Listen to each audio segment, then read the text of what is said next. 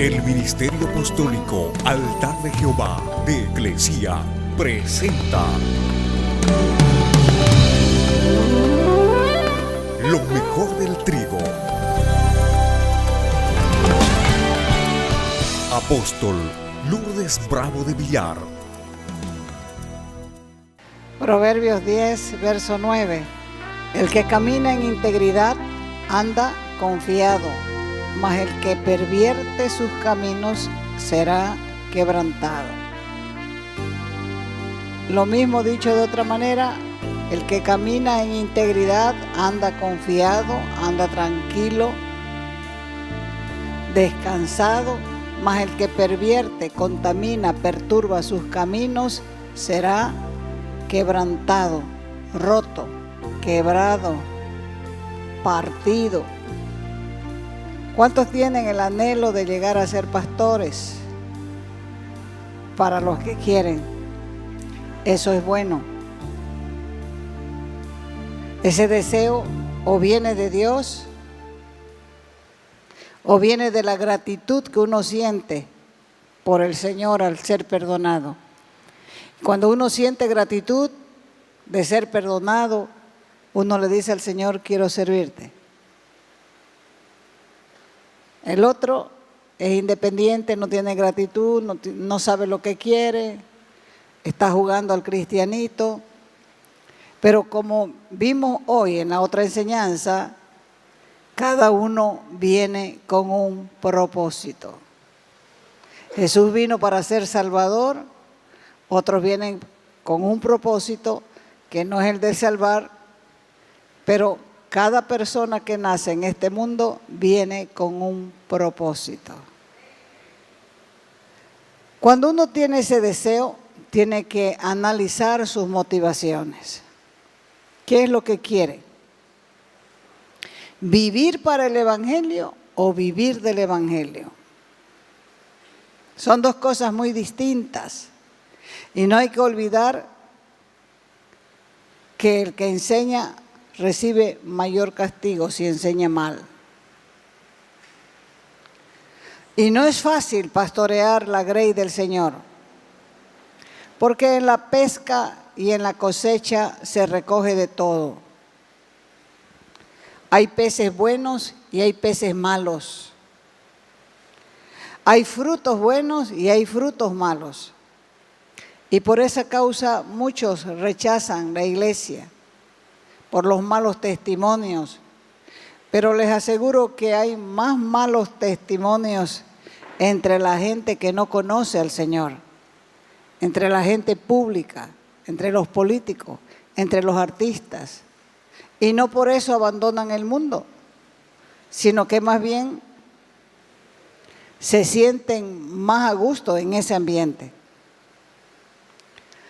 Se hace un gran esfuerzo para buscar personas que den buen testimonio, pero no faltan los chíos, siempre van a haber.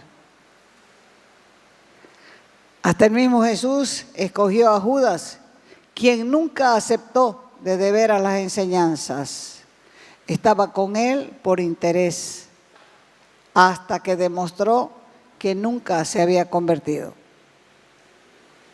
Con esta experiencia y otras experiencias personales, el apóstol Pablo le escribió a Timoteo y a Tito, aconsejándoles que tengan cuidado con el tipo de personas que coloquen en autoridad en la obra del Señor. También les habló de la familia, porque la iglesia es el recurso principal de la restauración familiar, porque Dios siempre desde el principio ha tratado con la familia. Lo hizo con Abraham, lo hizo con Noé, y después de Pentecostés, Pedro anunció que las promesas de Dios eran para nosotros y para nuestros hijos para siempre.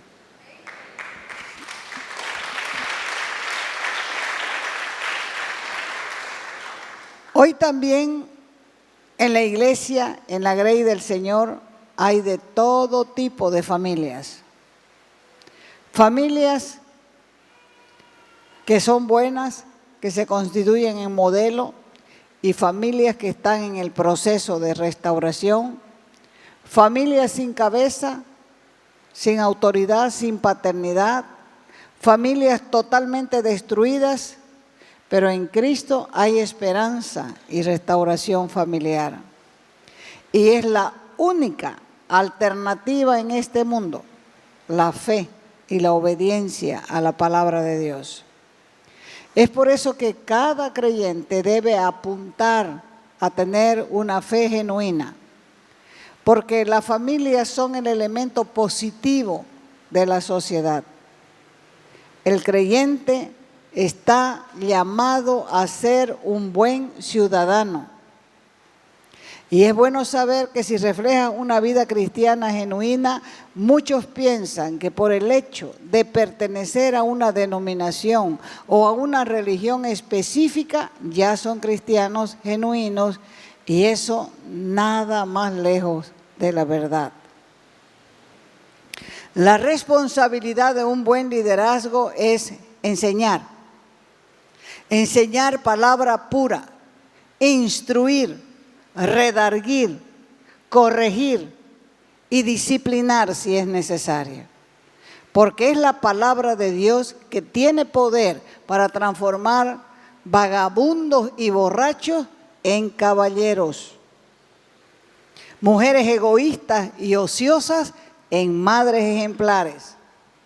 Por lo tanto, nadie toma como excusa que porque en la iglesia hay de todo, no quiere entrar y por eso se quedan afuera. Tampoco hay que olvidar que el Señor Jesucristo dijo: los sanos no necesitan de médico, sino los enfermos. Y no he venido, dijo él, a llamar justos, sino pecadores. Esta es una excelente porción de las Escrituras. Cuando a Jesús le dijeron por qué andaba con prostitutas y pecadores, Él les dijo: los sanos no necesitan de médico. No he venido a llamar justos, quiere decir a gente que se cree justa, sino he venido a llamar a pecadores. En la misma grey del Señor hay siervos que viven para el Evangelio y siervos que viven del Evangelio. Por eso la persona que busca a Dios debe abrir bien los ojos para entrar en una congregación. ¿Por qué? Porque el Señor habló claro en su palabra diciendo: por sus frutos los conoceréis. Porque de eso depende para que mejores tu forma de vida y te conviertas en un buen ciudadano de la patria. De lo que vamos a hablar ahora es de integridad. ¿Qué es integridad? Según el diccionario, integridad es lo que es entero, íntegro, exacto, justo, que no tiene divisiones, que no le falta ninguna parte, que está completo, entereza, lo que no muestra divisiones, aquello que no falta en ninguna de sus partes, lo que es perfecto en rectitud.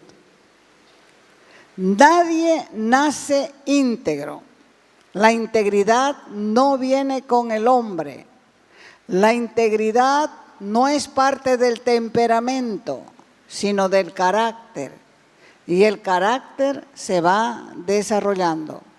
Por eso cuando una persona se convierte y no adquirió integridad antes, lo primero que enseña la Escritura es a desarrollar carácter. Y un discípulo de Cristo tiene que ser tratado en su carácter para dar buen testimonio de la fe. Porque cuando alguien anhela servir a Dios, la integridad se convierte en un requisito indispensable. La Biblia dice que si alguno anhela obispado, habían obispos en la iglesia cristiana, era un don de administración. Si alguno anhela obispado, es necesario que sea irreprensible, que quiere decir intachable, sobrio, actemio quiere decir que no le gusta el trago, sensato, no pendenciero, no busca pleito, no codicioso, egoísta, de ganancias deshonestas, no avaro y de buen testimonio con los de afuera. Por lo menos son 18 requisitos que tienen que ver con el carácter, con la integridad de una persona, y 6 que tienen que ver con el hogar y 3 que tienen que ver con doctrina. Primera de Timoteo, capítulo 3, versos del 1 al 13. Ahí están los requisitos para los que quieren ser líderes. Pero hasta donde se conoce, todo esto es al revés.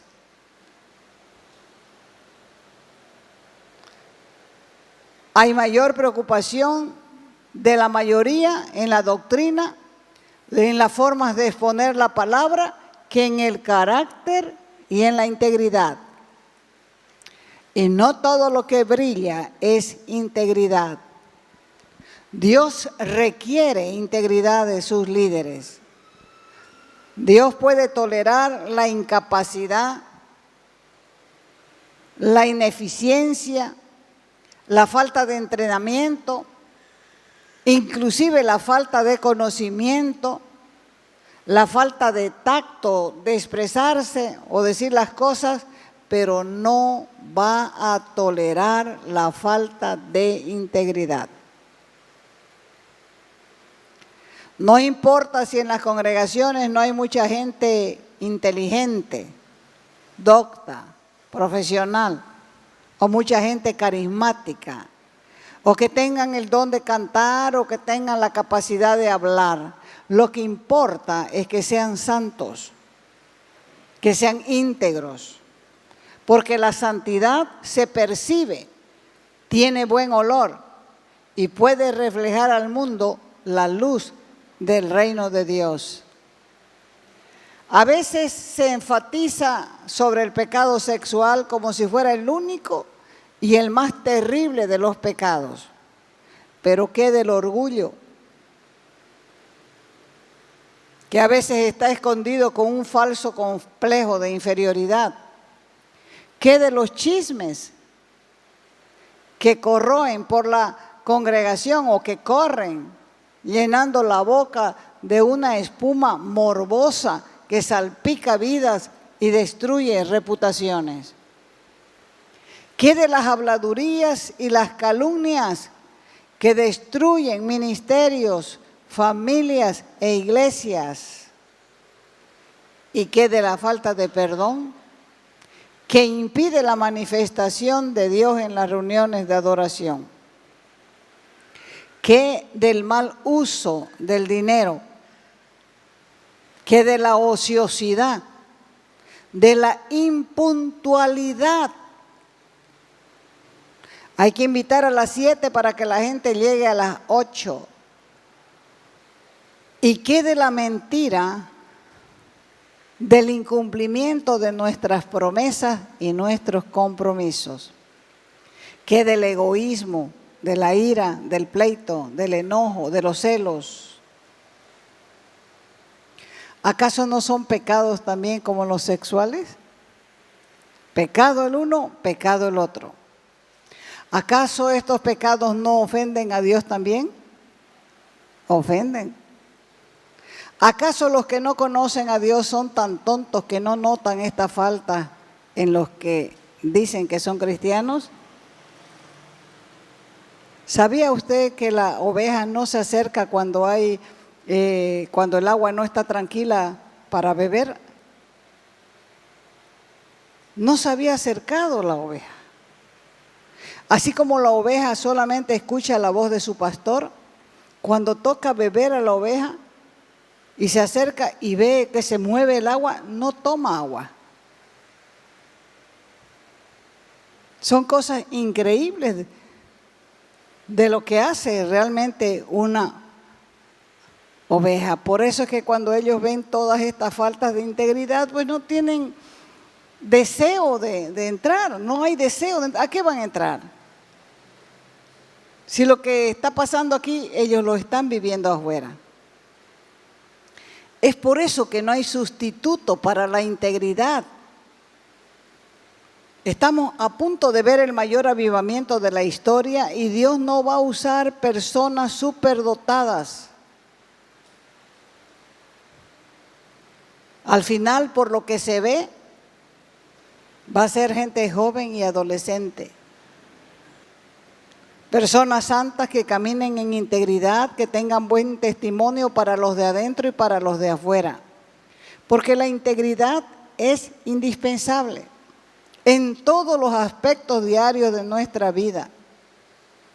La integridad es indispensable en el manejo del dinero. Cuando te dan dinero de más y te quedas con él, no es suerte, es robo. Cuando te prestan dinero y no pagas, no es viveza, es estafa. La integridad es indispensable en nuestras relaciones con las personas de sexo opuesto. Porque si te acuestas con uno, no eres íntegra, estás fornicando. La integridad es indispensable en el matrimonio.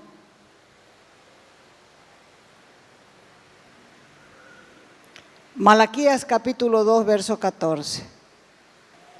Esto es lo que dice la Escritura en la paráfrasis. Los adúlteros son los peores traidores,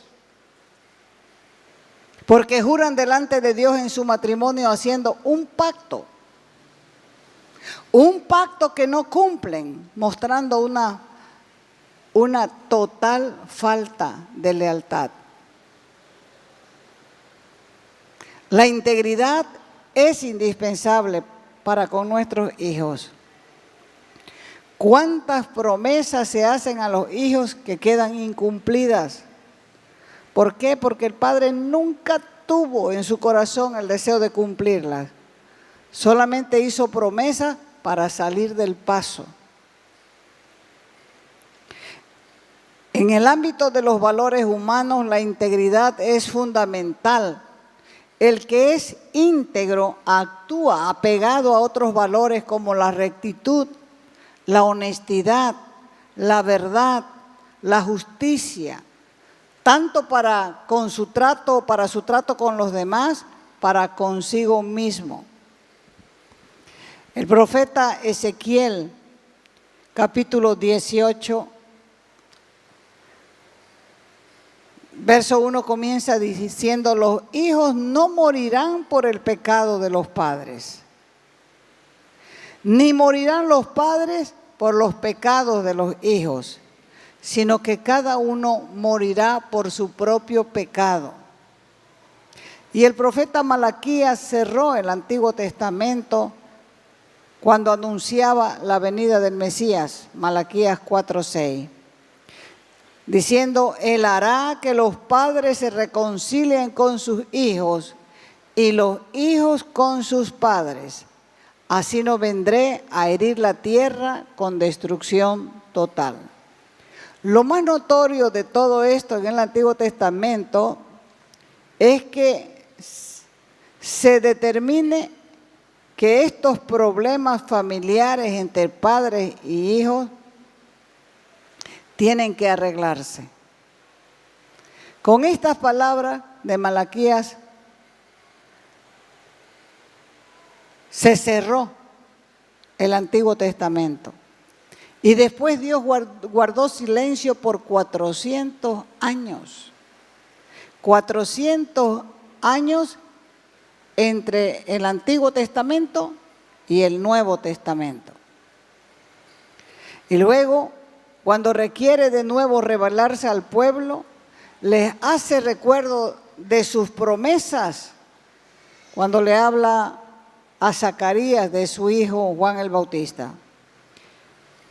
Cuando le dijo al sacerdote Zacarías que iba a tener un hijo, el ángel, le dijo, le vas a poner por nombre Juan.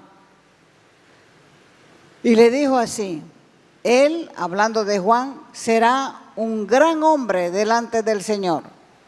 Será lleno del Espíritu.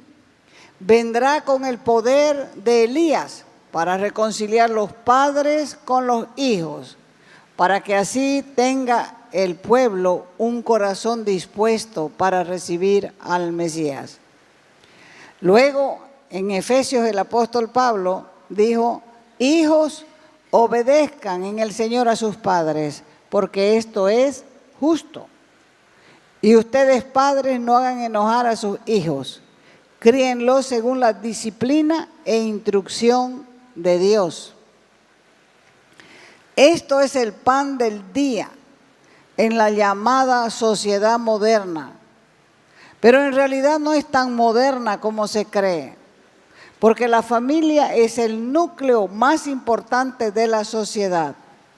Por eso esta sociedad se está criando sin valores, sin integridad, sin afecto natural, sin respeto a los padres, sin respeto a la familia, sin nada. Es la sociedad en la cual nos ha tocado vivir. Hace poco una muchacha fue a buscar a un abogado y le dijo, quiero que me vea estos documentos.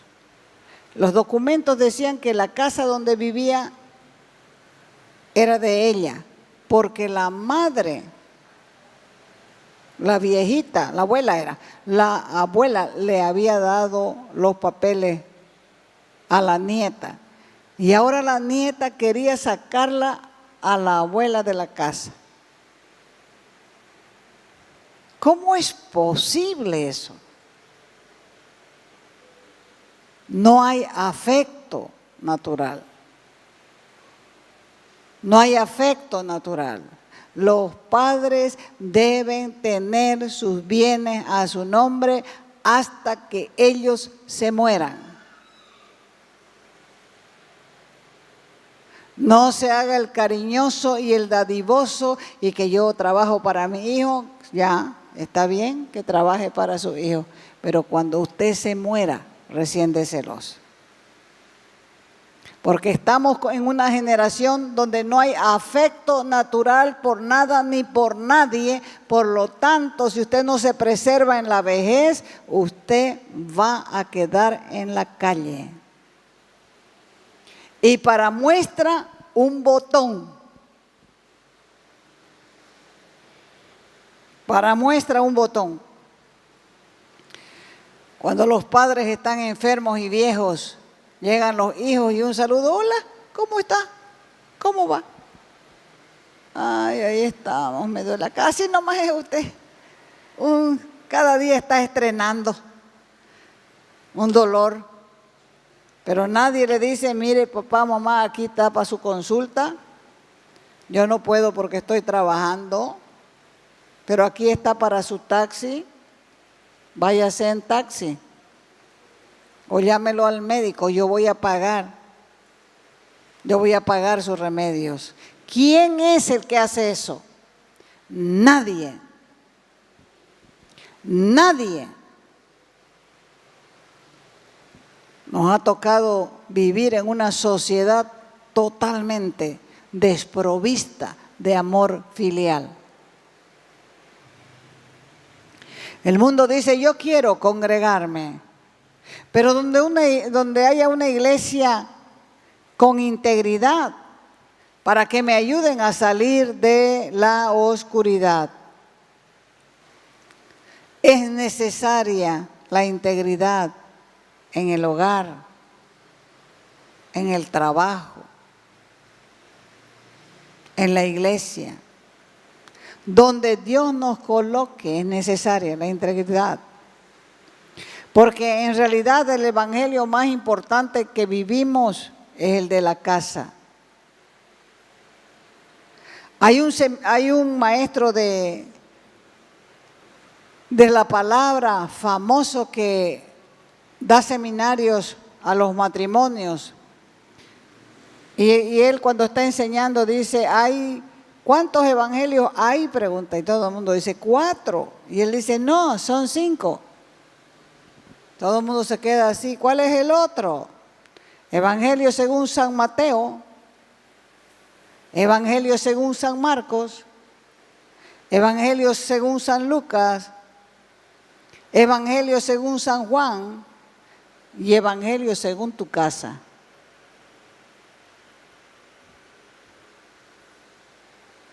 ¿Cómo terminó Malaquías el Antiguo Testamento? Terminó diciendo, Él hará volver el corazón de los padres hacia los hijos y el corazón de los hijos hacia los padres. No sea que venga y hiera la tierra con maldición. Hay algunas leyes que están en la Escritura para salir aprobados en el día del examen final en el trono blanco. ¿Quién debe enseñar la fe a los hijos? ¿La escuela? ¿Los padres? ¿La iglesia? Deuteronomio 11:19 dice, enseñarás la Biblia y doblarás tus rodillas en oración con tus hijos todos los días de tu vida y las enseñarás a tus hijos cuando hables con ellos, cuando camines, cuando se acuesten y cuando se levanten. Dios nos manda saturar a nuestros hijos con el pan diario de la palabra para sembrar principios de una vida íntegra que moldee su carácter y los asemeje a Cristo. Gobernar bien la casa es dar un buen ejemplo. Gobernar bien la casa es enseñarles a ser íntegros. Gobernar bien la casa es instruirlos en la palabra de Dios. Gobernar bien la casa es enseñarles a andar en la vida con temor de Dios. Los hijos solamente van a creer lo que vean que hacen sus padres. No les interesa tanto lo que digan como lo que hacen. Porque no se predica con teoría, se predica con ejemplo. Yo escuché una vez al hermano Pablo del mensaje a la conciencia diciendo que su madre de 94 años todos los días después que tomaba su desayuno se sentaba con una Biblia para leer, sentada en una mesa con su Biblia y con su lupa leía la Escritura. Ese fue el mejor ejemplo que él recibió. Todos los días ver a su madre leyendo la Escritura. Ejemplo de lectura de la Biblia, ejemplo de su devocional diario, ejemplo de oración, la persistencia, la disciplina para congregarse, el ejemplo de reconocer sus errores, el ejemplo de humillarse en arrepentimiento delante de Dios, da como resultado hijos que conocen a Dios y que conocen sus obras. Dios nos está haciendo un llamado a integridad de vida. ¿Para qué? Para que seamos parte, para que estemos preparados para ser parte del gran avivamiento. Nadie puede decir yo no puedo ser mejor, porque tenemos el recurso disponible para santificar, para restaurar, para restituir, para enderezar, para corregir nuestras vidas. Y también la congregación, nuestras casas y nuestra familia y nuestras relaciones.